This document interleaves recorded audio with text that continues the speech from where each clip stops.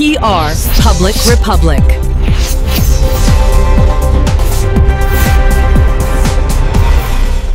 పశ్చిమ నియోజకవర్గం 92వ వార్డులో ఎల్జీ ఇండియా సిఎస్ఆర్ ఫౌండేషన్ సౌజన్యంతో ఏర్పాటు చేసిన వాటర్ ప్లాంట్ ప్రారంభోత్సవం ఘనంగా జరిగింది.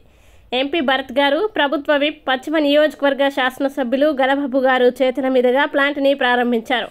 ఎల్జీ పాలిమర్స్ స్టెరైన్ గ్యాస్ లీక్తో భూగర్భ జలాలు కలుషితమయ్యాయని గుర్తు చేశారు.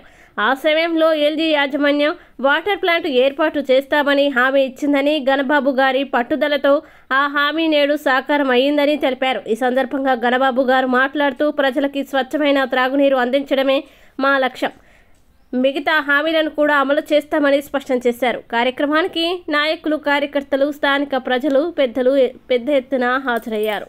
1950లో ఇక్కడ మెక్డోవల్ కంపెనీ వస్తే ఆ రోజుకి విశాఖపట్నం శివారు ప్రాంతమైనటువంటి కంపెనీగా ఇక్కడ ఉంది.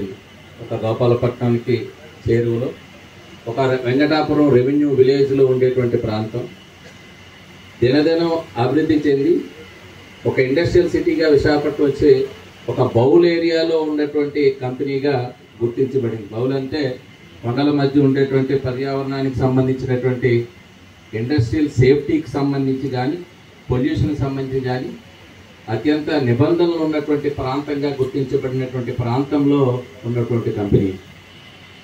దురదృష్టవశాత్తు ఒక్క ఇన్సిడెంట్ ఇక్కడ ఉండేటువంటి గ్రామస్తులందరి జీవన ప్రమాణాలు మార్చేసింది. ఎందుకంటే ఒక పెద్ద ఇండస్ట్రీ వస్తే మనకి అక్కడ ఉపాధి అవకాశాలు వస్తాయి, ఆదాయం ప్రభుత్వానికి కానీ ప్రజలకు కానీ ఉంటుందనే ఉద్దేశం మనందరికీ తెలుసు. అందుకే పారిశ్రామికీకరణకి పెద్ద ఎత్తున చంద్రబాబు నాయుడు గారు ప్రాతినిధ్యం ఎక్కువ ఆ ఇంపార్టెన్స్ ఇస్తారు, పెట్టుబడులు కూడా ఆహ్వానిస్తూ ఉంటారు.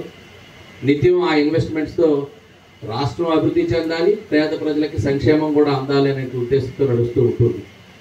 మరి ఆ దృక్పథంతోనే ప్రో ఇన్వెస్టర్, ప్రో ఇండస్ట్రీకి అనుగుణంగా ఈరోజు ఎన్డీఏ గవర్నమెంట్లో మనం ముందుకెళ్తున్నాం. మీ అందరికీ తెలుసు ఇన్సిడెంట్ జరిగింది, మీ అందరికీ తెలుసు.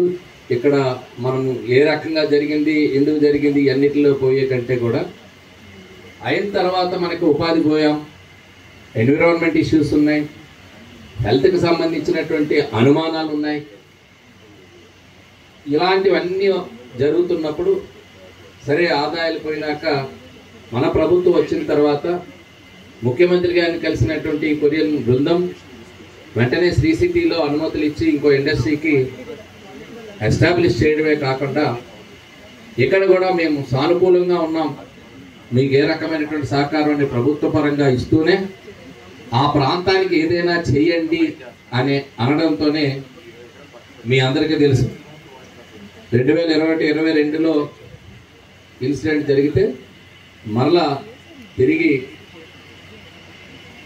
ఇన్నేళ్ల తర్వాత గవర్నమెంట్ మారిన తర్వాత ఒక కాన్ఫిడెన్స్ క్రియేట్ కాబడి వారందరూ వచ్చి మరలా ప్రతి కుటుంబానికి వెంకటాపురం గ్రామస్తులకైతే 3.5 లక్షలు నేరుగా వాళ్ళ అకౌంట్లో వేయటం, అదేవిధంగా మిగిలిన గ్రామాలకు కూడా 50,000 రూపాయలు నేరుగా వాళ్ళ అకౌంట్లో వేసినటువంటి పరిస్థితి ఈ ప్రభుత్వంలో జోక్యం చేసుకోవడం వల్ల జరిగిందని చెప్పి మీ అందరికీ మనవి చేస్తున్నాం.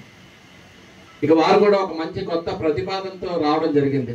అది ముఖ్యమంత్రి గారికి చెప్పారు, శ్రీ భరత్ గారి ఎంపీ గారితో కూడా 2 సార్లు సమావేశమయ్యాం, జిల్లా కలెక్టర్ గారితో కూడా మాట్లాడినప్పుడు ఈ ఫౌండేషన్కి గిరిజా శంకర్ గారిని వారిని మెయిన్ పిల్లర్గా పెడుతూ ఇక్కడ ఈ యాక్టివిటీస్ ఏమేమి చేయాలి, ఏ రకంగా చేయాలి అనే దానిలో ఒక ఆరంభం మాత్రమే ఈ RO plant.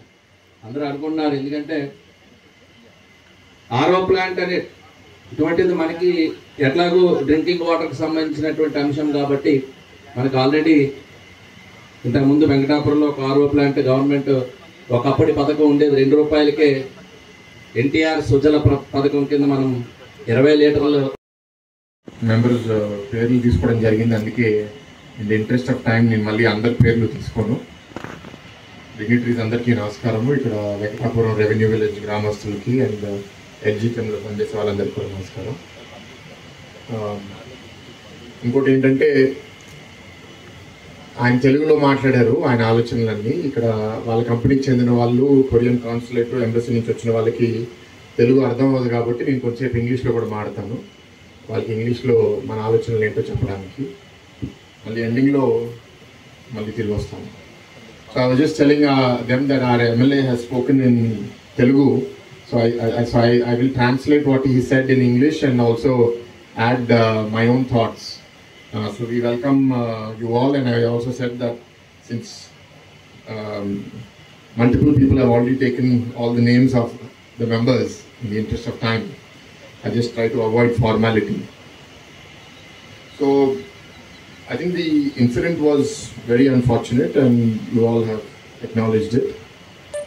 But crisis is also an opportunity to evaluate what are we doing, are we going in the right direction, and how we should evolve for the future. At the time that Hindustan Polymers was set here and then it has become LG Chem, it was not a very populated region and it was not close to the city the way it is today. So we regret everything that has happened, and not just the loss of life but the loss of health, the loss of jobs. A lot of families are suffering now in the last 5 years since the incident has happened, and we appreciate that the company is taking responsibility coming forward. Apart from the money that is being spent in the courts and the money that is deposited in the courts, you have also come forward to commit about 120 crores in two parts. One is direct relief to family members. I've been reminded that it's been exactly a year